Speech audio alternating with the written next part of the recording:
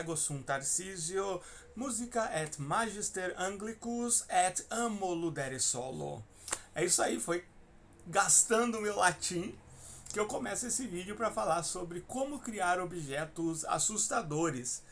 E antes de entrar nisso, vai ser uma dica aí, né, que toda história de terror, de maneira geral, tem algum objeto assustador. É difícil achar uma que não tenha, mesmo se for slasher ou uma coisa mais sutil, tem, né? E eu comecei a falar inglês porque no começo de cada aula eu tô fazendo o meu jabazinho, minha propaganda paga, que não é paga, porque é minha mesmo, né? Então na aula anterior eu falei do Conversation Quest, que é o meu método de praticar o inglês com RPG. E hoje eu tô falando sobre uma coisa que eu levo como hobby, mas eu acho que é uma coisa que me ajudou muito para aprender outros idiomas e que me ajuda muito em várias coisas, que é o latim. Eu tive a chance de estudar latim por 4 anos seguidos, todos os dias. Era parte da grade curricular do lugar que eu estudava. E depois eu continuei estudando, então já faz alguns meses que eu estou dando aula de latim. É um preço super acessível.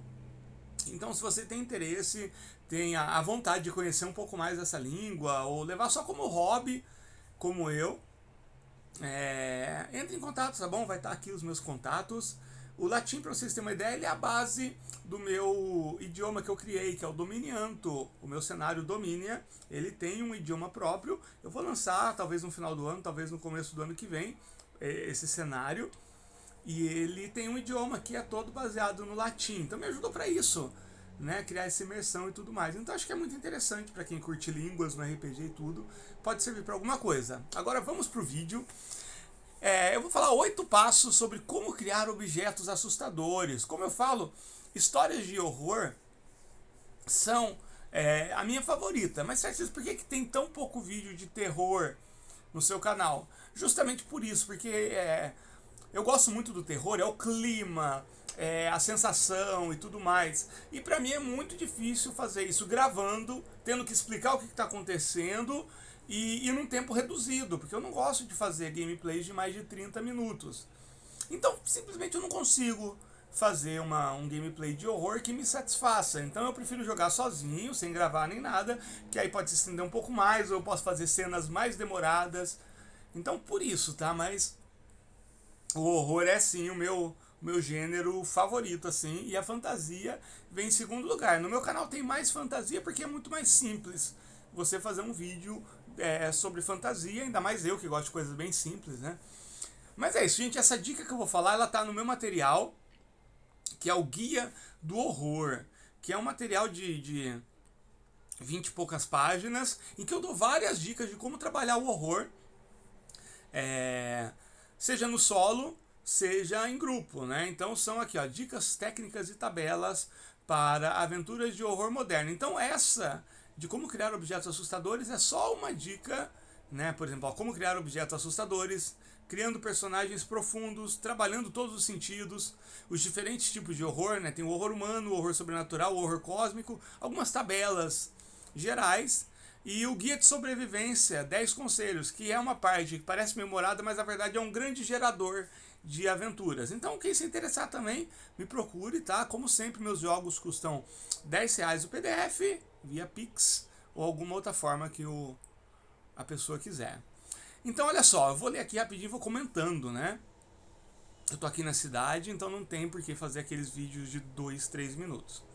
As histórias de horror estão repletas de objetos assustadores. Bonecas possuídas, relógios amaldiçoados, livros macabros. A lista é imensa. Fato é que, apesar de ser um tema comum, nem sempre é fácil transformar um objeto comum em um objeto assustador. Esse que é o lance. Você não precisa colocar um monolito inca que veio da estrela Polaris para ser assustador, para gerar estranheza. Pode ser um relógio, pode ser uma caneta, pode ser um dado. E aqui é uma lista que eu fiz baseada em outros documentos. Por exemplo, tem algumas coisas aqui que eu tive a inspiração lendo o Cthulhu Dark Zero, que é a versão expandida do Cthulhu Dark. Então vamos lá, que é o método das camadas. Esse método, ele é meu. Você vai pegar um elemento comum, qualquer elemento que você quiser, que seja na sua frente. Pode até fazer o teste enquanto você... na verdade faz isso. Pega qualquer objeto que esteja aí na sua frente, qualquer um. uma borracha, uma caneta, o controle remoto, tanto faz. E vamos colocando as camadas. Cada passo é a colocação de uma camada. Isso vai dando profundidade e estranheza para o objeto. E aí no final do 8º passo, você vai ter um objeto que ao mesmo tempo que ele é comum, ele é extremamente desconfortável e assustador. Então o primeiro passo, escolha um objeto comum. Pode ser algo rotineiro, ou um objeto usado apenas em ocasiões específicas, uma cadeira, um livro, um enfeite de Natal, uma mochila, um lápis. Pode ser uma coisa grande, pode ser um carro, pode ser uma casa, pode ser uma ponte, pode ser qualquer coisa, né? Desde que seja uma coisa única, independente do tamanho. Pode ser um edifício. Esse é o primeiro passo. Escolheu aí? Ó, vou dar mais 2 segundos. 1, 2, pronto. Segundo passo. Acentue uma característica que o objeto já possua. Então você vai acentuar. Então vamos supor que você pegou... deixa eu ver uma coisa aqui que eu tenho na minha frente. Tem um dado ali, ó, um dadinho, um D6. Então uma característica que ele já possua. Aqui, ó. Reforce algum elemento ou característica do objeto. Talvez ele seja novo demais para um guarda-roupa de 100 anos. Talvez o verde da tinta seja forte demais, talvez a quantidade de joias naquela tiara seja exagerada. Aqui, por mais que cause estranheza, ainda estamos no campo do possível. Então, uma característica que o objeto já possua, eu vou falar que o meu dado ele é mais gelado do que o normal, porque ele é um objeto feito de algum tipo de plástico, resina, que logicamente não absorve energia, não tem porque está quente, mas ele está muito gelado. E ele pode estar um pouco gelado, eu só estou exagerando, ele está muito gelado. Mas ainda está no campo do possível. É possível que um dado fique gelado? É possível. Vamos então para o terceiro passo. Acrescente uma característica incômoda ao objeto, ligada a um dos 5 sentidos. Alguma coisa que vai te incomodar, que está ligado ou com o paladar, ou com o olfato, ou com a visão, ou com a audição, ou com o tato. Eu vou colocar também ligado ao tato. Ele não só está muito gelado, como ele, depois de um certo tempo segurando, ele chega a queimar. Como se fosse uma queimadura de frio mesmo. Mas, ao mesmo tempo, não está tão gelado assim a ponto de provocar uma queimadura. Não é uma pedra de gelo. E você? Qual que é essa característica incômoda ligado aos 5 centímetros? Pode até ser uma coisa positiva. Por exemplo, e se meu dado estivesse cheirando rosas? Não é uma coisa ruim, mas é incômoda. Você tem um dado na sua casa, um D6, que do nada está gelado e está cheirando rosas. Olha só como já começa a ficar diferente, inusitado. Vamos para o quarto passo. Acrescente um impacto emocional que o objeto provoca. O que você sente quando você pega aquele objeto? Tem que ser um impacto emocional, então não pode ser uma coisa boa. Peguei o dado e tive lembrança dos meus 8 anos quando eu era feliz. Não, tem que ser algo incômodo, um impacto emocional incômodo. Ou então pode ser até uma coisa boa, mas exagerada. Por exemplo, pode ser euforia, que é uma felicidade desmedida. Talvez quem olha para o objeto sinta uma tristeza profunda, raiva incontida, euforia, algo intenso e que quase sempre não tem relação com nenhum outro elemento da cena. Então, quando eu pego o dado, eu sinto raiva. E você? Quinto passo. Acrescente uma característica impossível ao objeto. Alguma coisa que aquele objeto, por si só, por mais que a gente exagere as características dele, ele não funcionaria daquela forma. Então, por exemplo, pode brilhar no escuro, talvez aquele objeto não tenha reflexos no espelho, talvez ele apareça em um local diferente da casa cada manhã, talvez esse objeto funcione quando definitivamente não deveria. Por exemplo, uma TV que funciona mesmo quando você desliga ela da tomada. No caso do meu dado, ele sempre aparece na minha cama, do lado da minha cama, independente de onde eu guarde ele no dia anterior. É uma característica impossível dele mudar de lugar sozinho. Sexto passo. Associe esse objeto a algum NPC da história. Então, seleciona lá, dentro dos NPCs da sua história, e associe. Por exemplo, esse dado pode ter pertencido a um amigo meu que desapareceu. E que, na verdade, uma das campanhas foi, ou será, ir em busca desse amigo, ou buscar informações sobre o que aconteceu com ele. E esse objeto, esse dado, pertencia a ele porque ele jogava no meu grupo de RPG. Olha só, pode ser até mesmo uma associação fraca ou indireta. Talvez aquele objeto esteja na casa de Margot Framer há 5 gerações. Talvez o som que o objeto produz seja semelhante à voz do Mr. Johnson. Talvez Felipa tenha se livrado dele 5 semanas atrás. Né? Não precisa ser algo sombrio, pode ser só algo corriqueiro. Por exemplo, esse objeto ele parece muito um dado que eu vi certa vez jogado na biblioteca municipal, lá na Casa da Leitura. Eu vi o dado, bati o olho, o dado estava lá em cima da mesa, fui para casa e aí 3 anos depois esse dado aparece na minha cama. E aí vamos para o 7º passo. Associe esse objeto a um acontecimento terrível do passado. Talvez uma pessoa tenha sido morta perto dele, talvez uma pessoa tenha sido morta com ele, talvez esse objeto seja o único item que sobreviveu ao terrível incêndio. Vou pegar esse último, né? E aí na Casa da Leitura eu lembro que teve um incêndio, então eu pressuponho que esse objeto tenha sido o único que sobreviveu. Não explica por que ele está ali na minha cama agora.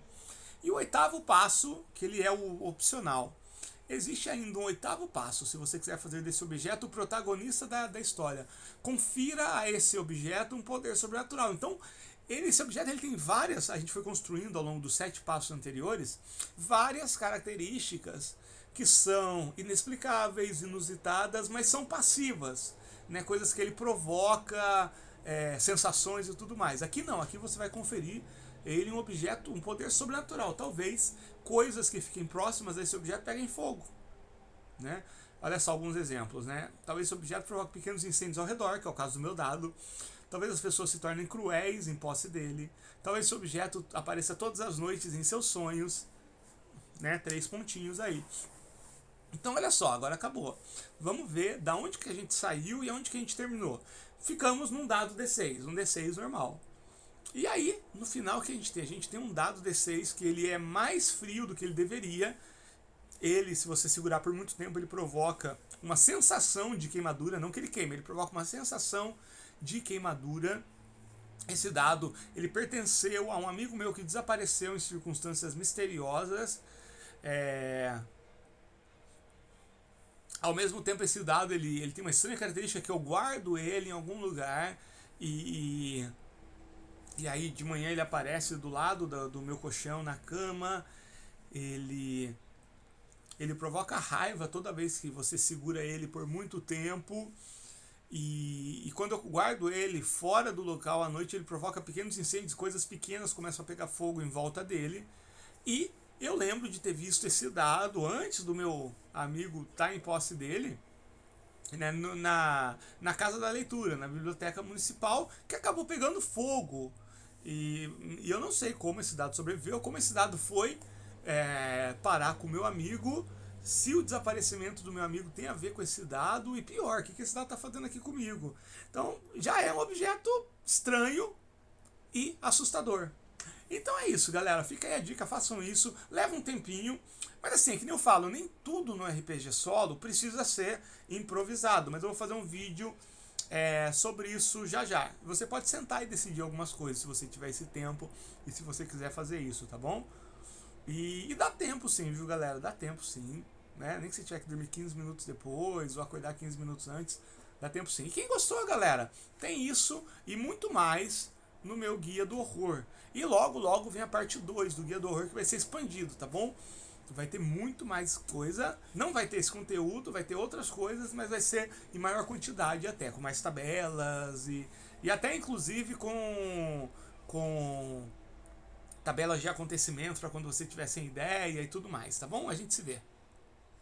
Assim que eu conseguir desligar.